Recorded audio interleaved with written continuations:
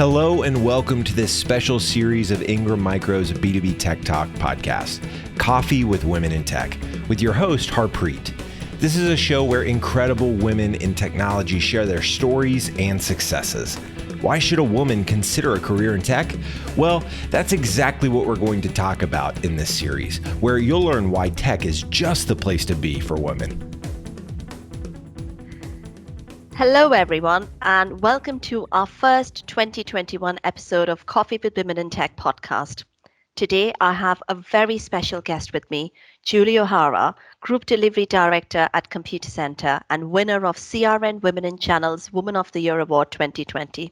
Hi, Julie. How are you? I'm very good, thank you. How are you? I'm really well, thank you. And I'm so excited to have you here. Such an honor. Oh, well, thank you. I have to say I'm delighted to be here. So thank you for inviting me. My pleasure. Thank you. So, CRN Woman of the Year, what an amazing achievement. How did that feel? It's funny actually. I think there were probably two feelings I had at the time. The first was clearly I was absolutely thrilled. Look, it was a real honour to have won, especially when you look at the number of candidates, but the outstanding women that were also part of that shortlist. So my first thought, and still is one of being absolutely thrilled and honoured. But I have to say, I was also somewhat relieved. One of my team had actually put me forward. And I have to be honest, I felt a bit of the weight of expectation, not just from my team, my leadership team, who were actually watching at the time, but probably for all the women in Computacenter who I know were kind of all watching. So yeah, thrilled and proud, but somewhat relieved too. That's fantastic. And it's always a great feeling to be recognized. And, I felt quite similar. So I was thrilled. And these awards are a brilliant way to shine light on the achievements of the women in channel. So isn't that No, I great? agree with you. And the judges were blown away by your entry and said they would be incredibly proud for you to represent the industry as a whole. You also became the first female on the company's group executive board. I'm interested to hear about what you think has been the biggest factor in your career success. I don't know about biggest factor. I think I'm true to myself. I think what you see is what you get. There's no work mask at all. I think, and it's a difficult question really, because it's asking you to think about yourself. But I think for me, it's about leadership. I have a genuine passion. It's very easy to say these things for people, for creating, I believe, a high performing, diverse teams. But I'm responsible for about 12,000 people in Computacenter. I like to try and know them all. But mine is really to create a vision and think about leadership, helping everyone understand, be proud of the part they play in success, and being part of the company. But I think really my biggest success is ability to get people behind me on a journey, and I think I do that through I genuinely care about people. I think I'm authentic, energy, passion, but also having fun. So I'd wrap those attributes into why I'm success. I think it's about being caring about people and leadership. Absolutely. And that they're very important because when you have such a huge team, like you said, 12,000 people, it could become generally challenging as well. So how do you manage some of the challenges around a big team? Um, I'm very passionate about communication, and it sounds very grand when you say kind of having a communication plan, but I like to feel that everyone can speak with me directly, that it's not a hierarchical style of leadership. um, Praise and thank individuals. Actually, the part of the job I love and I'm very much missing at the moment is traveling, meeting my team. I had 2 years ago, I'd just taken over and went to Kuala Lumpur and climbed a mountain with all of the team, but just getting to know people on a one-to-one basis, as much as I possibly can. And I think there's lots of opportunities for us to do that. And therefore, you really understand people, the business, the opportunities through the eyes of others, the problems they might encounter at work, and so on. So I think it's through both having a plan around how we're going to communicate and engage with people across the business, but making a point of trying to get to know and thank and understand individuals. And I think we do a pretty good job of that. Yes, it sounds brilliant. Whatever you do, it's very intentional, like you said, planning around communication and taking the time out and making the effort to really care. Have you always been this intentional, like throughout your career? Yeah, I think I have. I'm not sure I was as aware of it early on. I think, going back a few years, I was very much in sales and sales leadership. And as someone said to me recently, salespeople love to be led. They love, we're going here. This is the direction. This is the target. How are we going to get there? But managing and leading different styles and different types of people presented a different opportunity and challenge for me, and it's been great. And I think it's just a journey that I've been on, but I think it is my natural self. I was, in my younger days, I played a lot of sport, played a lot of hockey, and kind of led teams in that environment. So I think I've always just had a genuinely natural passion and interest for people and teams. So I think it's just evolved and grown and developed over years. That sounds pretty amazing. So most women land in tech by chance. Like, so many other guests I've spoken to, as well as myself, we all landed in tech, not by choice, but by chance. But you've had a long career with Computacenter and have been pretty much in technology right from the start. So I'm fascinated to know a bit more about your career journey. Did you always want to be in tech? Well, that is quite interesting because I'm probably going to add to the number of people that fell into it, and I've got some views about why we fell into it. Actually, mine, as you say, was a long time ago. Interestingly, when I finished my degree, I went into teaching for a couple of years, but then I just happened to apply for a job in the Times, which is where most of the jobs were advertised at the time, with IBM, and so I actually joined IBM. That was my first, if you like, a tech job. I didn't really know what IBM did, at the time, if I'm really honest with you. But it was a big company, and I was well aware of it. A number of my kind of friends from university had landed there, so I thought, well, I'll join there. I'll see if I can join there, and I was there, and I had 10 great years in IBM. I learned an awful lot. I had some fantastic opportunities in back office roles, technical roles, and then eventually moved into sales school. But I don't think that was a purposeful journey. I think I was just learning and enjoying evolving and learning and moving into something. I didn't have a destiny at that time. So I'm sorry, I'm going to land in the camp of I fell into it. And that's perfectly fine. You've just joined, like you said, a very large number of us, and it's no surprise. Exactly. But it's a bit of a shame, isn't it, in some ways, because it makes you reflect on why it isn't a purposeful destination, why people don't wake up or leave university or college and apprenticeships and think that's where I want to go. Although I think the tech industry is much better now itself at profiling the opportunities and having apprenticeships and make it much more accessible to get into the industry and join. But certainly, when I first fell into tech, it was a literally fall into it.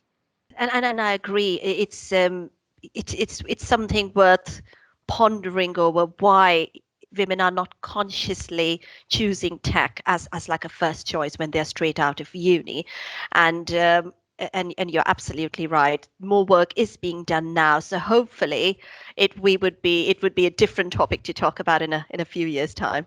Yeah, I agree. I think, certainly even a few years ago, I think, when I look at my children and their education, actually at school you do computer science. And so their experience of technology is very much through the lens of programming. And you and I both know that most of the roles that we work in and have had experiences of, and tech companies are much broader opportunities than sitting and programming. So it needs to start in schools. It needs to be more than web design and programming and kind of tech needs to appeal to people in different ways, because I think once you arrive in the industry, you realize the breadth of opportunities you have. Absolutely. And there's almost like a mindset shift needed, when they are right in school to actually make them aware that uh, technology industry is so much more than just programming, and there's a breadth of opportunities available for them. So it may not be even on their radar. That's probably why they're not considering it as a first choice. No, and a few years ago, I ran our service delivery, our service management community well, firstly in the UK and then across the group.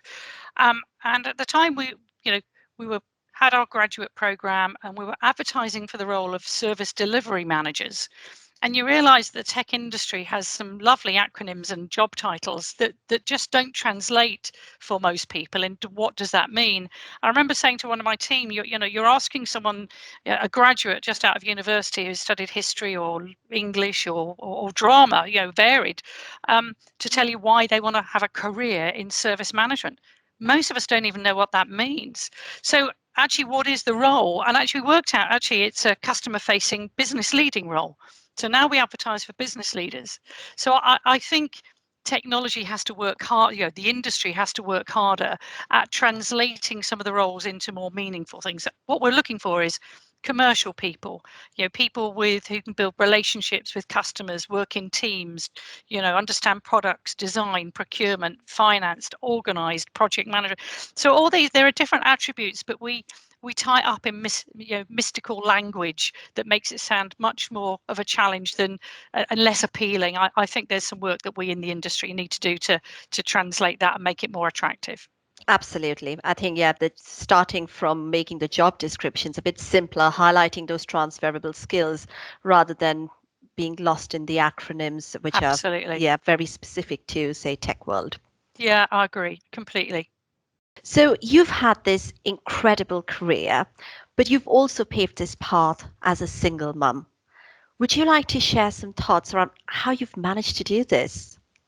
Oh, I'd like to. It's a magic wand. I think yes. I think you're right.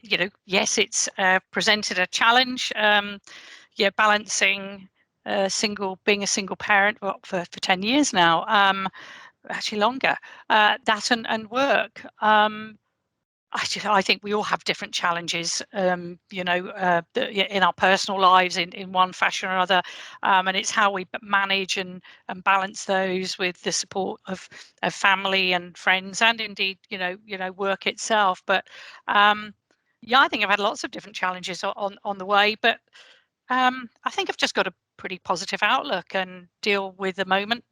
I look forwards, not look back, and just stay positive and be the best I can in both those environments. I think, so far I should survey my two children. They're 15 and 17 now, but we got a very happy family home environment. And work is fantastic too. So I'm just very lucky I got a good balance, but just managed our way through. I think everyone has different challenges, and we've managed to manage our situation as best we can.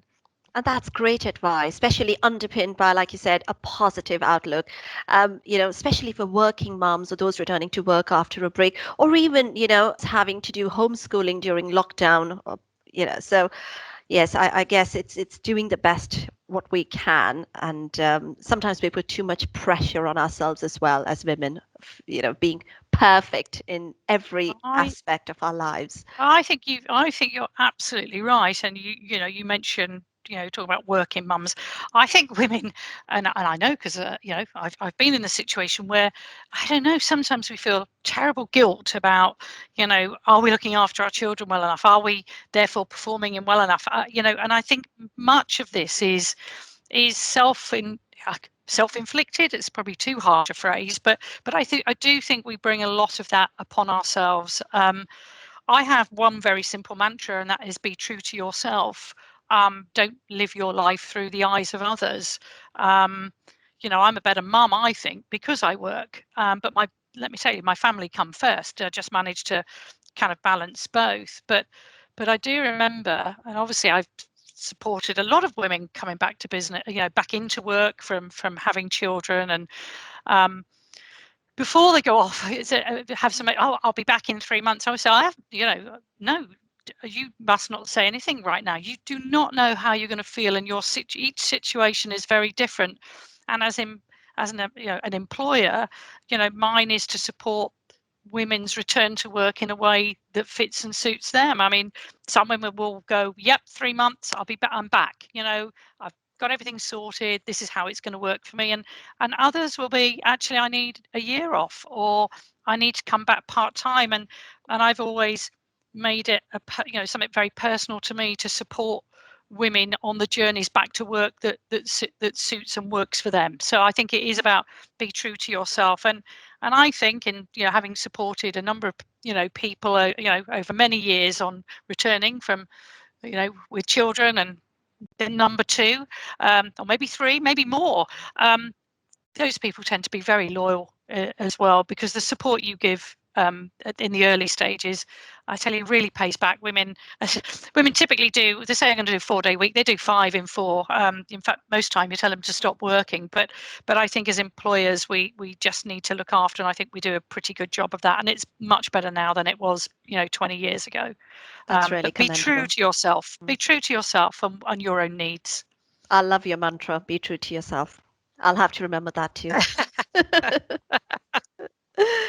Um, so we talk about inviting more female talent into the industry. We were just talking about it, and what we can do as an industry.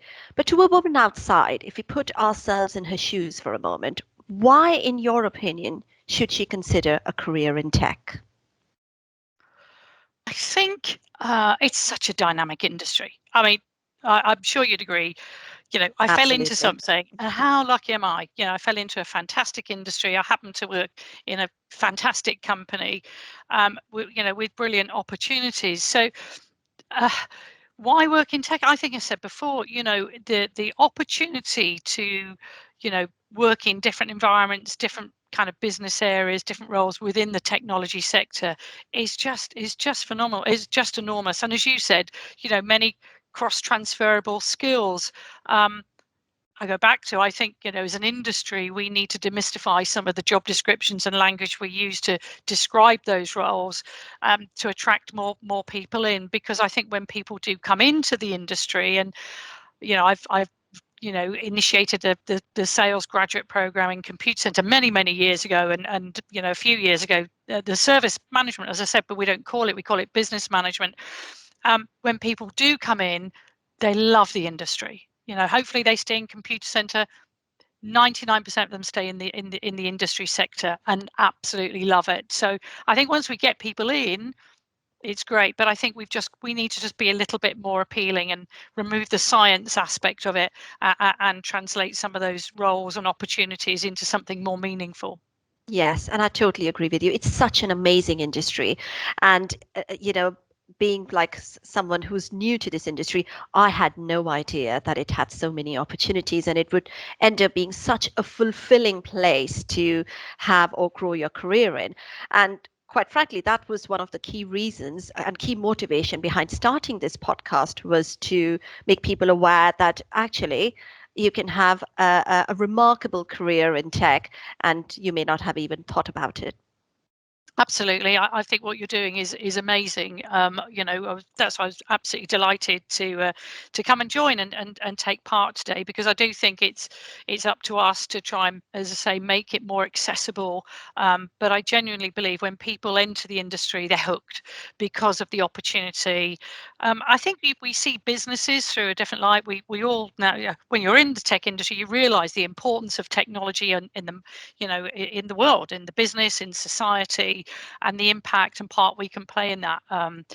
We talk much more now about sustainability and the impact that we can have on the world, and I think those attributes are very attractive to the younger generation coming into tech, and so I think it's a really exciting time to join this industry. I really do.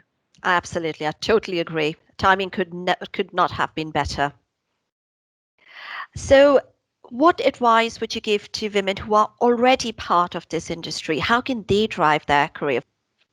I think, again, I'm asked this a lot in the company. It's very difficult because we have our individual journeys, individual paths. I think one of the things, when I reflect back, I I'm not sure whether it was confidence, but I just should have been a bit bolder at times. maybe been a bit bolder earlier, and step forward, out, put your head into the limelight sometimes. That's not about, self-propelling yourself forward, but it is about just being a little bit bolder. I think if we all did that sort of 10% more, be visible, be present, and be known. I think that's the one thing I wish I'd certainly done a little bit more of in the past. I wanted the output of my career, what I did, to shine for, to be, well, they should value me because of what I've achieved. But sometimes that's not actually quite good enough. Sometimes you have to be a little bit bolder and make it clear that you do want to progress. What would I need to do to achieve this, and ask some different questions that enable us to move forward. But I'd put that in the bracket of being a little bit bolder at times. But Yes. there is no ceiling.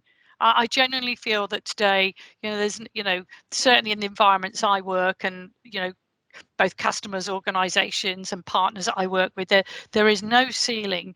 The ceiling is one self-imposed. So find a way through, but, learning, through development. I'm passionate about self-development. I still am, always learning from people, learning from everyone across all, different organizations up and down the business. I'd certainly say, continue the path of self-development and understand how you move forward. But the ceiling is only self-created. Bash through it. Bash through your own ceiling. That's wonderful advice. You're right. Ceiling only exists in our heads. Yeah, we do a lot of coaching in the company, one-to-one. In fact, this morning with one of my team, and I think being open and honest in feedback that we give, that is supporting and helping people grow in a way they want to, we call it radical candor. I think is really important in helping people grow and develop. So, seek coaching, get some input, and not necessarily within the organization, to someone outside of the business to help you. I think, coaching is an important part of, and is an important enabler of growth and development. Absolutely. Especially, like you said, in when you're in large organizations, making yourself visible, it's quite important. And it doesn't hurt, to be honest, to kind of put your head above and make yourself known. I agree, and I think people worry about this concept of overly self-promoting. There is a balance between being overly out there, but I think we have to be. I think you have to, let people know you exist. Seize opportunities to, share your thoughts, share your views, have ideas. I do. That's why I couch it in this. Be a bit bolder, be more present. That there's nothing to, please don't be so fearful of doing that. But I think sometimes people, women in particular, feel that it's overly self-promoting, and they haven't Yes. quite got all. I'm not 100% right for that job. Well, Mm. in getting promoted, you never, I got promoted into a role I'd never done most of it. You kind of, why am I doing this? Actually, it's your leadership skills, it's other attributes that you bring. So harness the things that are fantastic, and then use the others as the learning opportunities, which is usually why we want to grow and develop and move forward, because it's the next bit of learning, that kind of makes us rounder, rounder business people, rounder human beings, whatever it might be. But seize the moment. Absolutely. So key two takeaways from there: be bolder and self-development. Yes, yeah, and seize the moment. I'd probably add the grasp opportunities. Yes, absolutely. Yeah, just use small opportunities just to step forward a little bit, and have the light shine on you for a little while.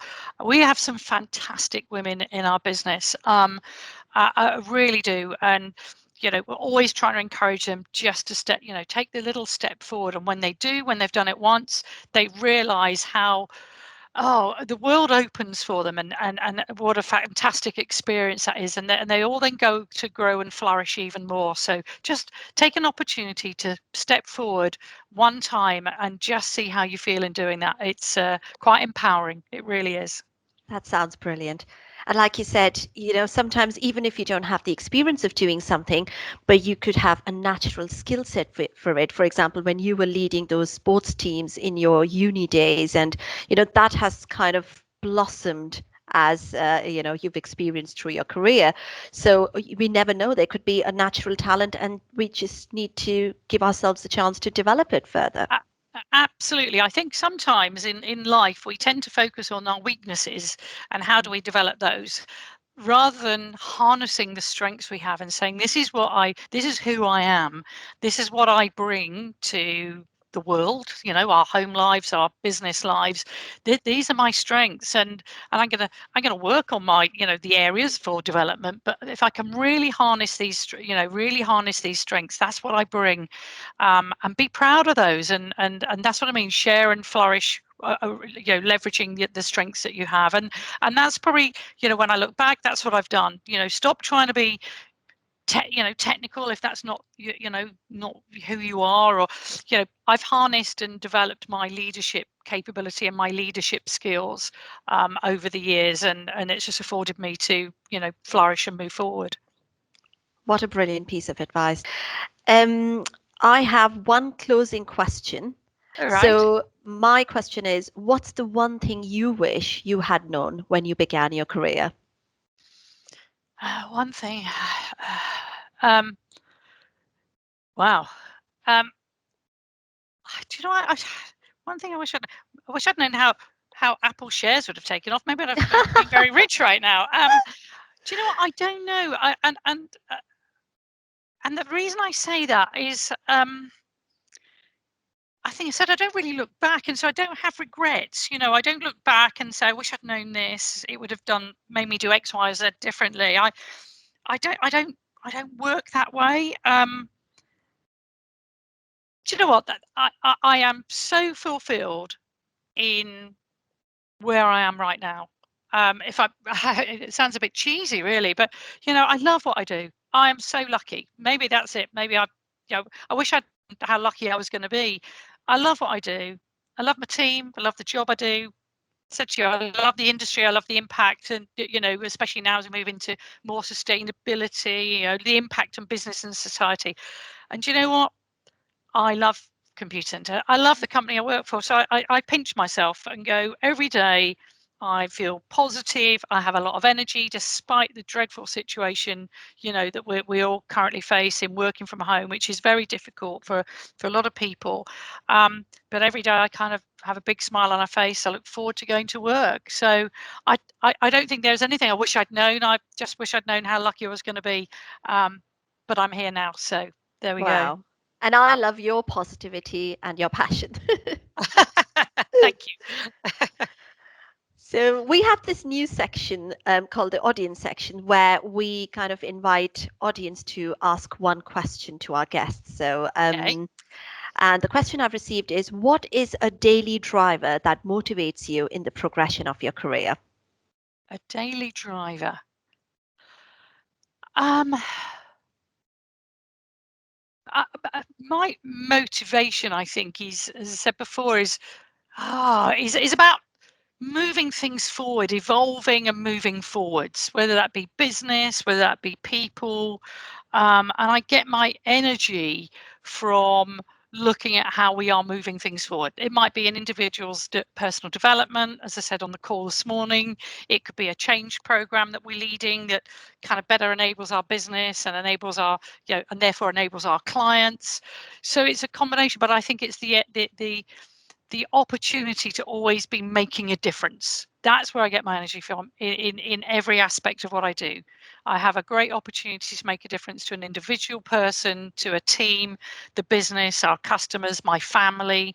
So my energy comes from looking forwards and seizing opportunities for growth and development. That's amazing. And you clearly are making such a fantastic difference. Thank you. Well, Julie, this has been an immense pleasure and honor. Thank you so much for joining me today. Oh, well, look, thank you very much indeed. As I say, I was flattered and honoured that you wanted this time and to have an opportunity to speak speak with you has just been fantastic. So, please, thank you very much indeed. I really appreciate it. And thank you so much to our listeners. Make sure you subscribe to this podcast, share this conversation, and if you have any questions you'd like our guests to answer, then please drop me a message on LinkedIn. Bye for now. Thank you for listening to this special series, Coffee with Women in Tech, from B2B Tech Talk with Ingram Micro. This was hosted by Harpreet Narang. Tune in again to listen to another great story. To not miss an episode, subscribe today in your favorite podcast platform.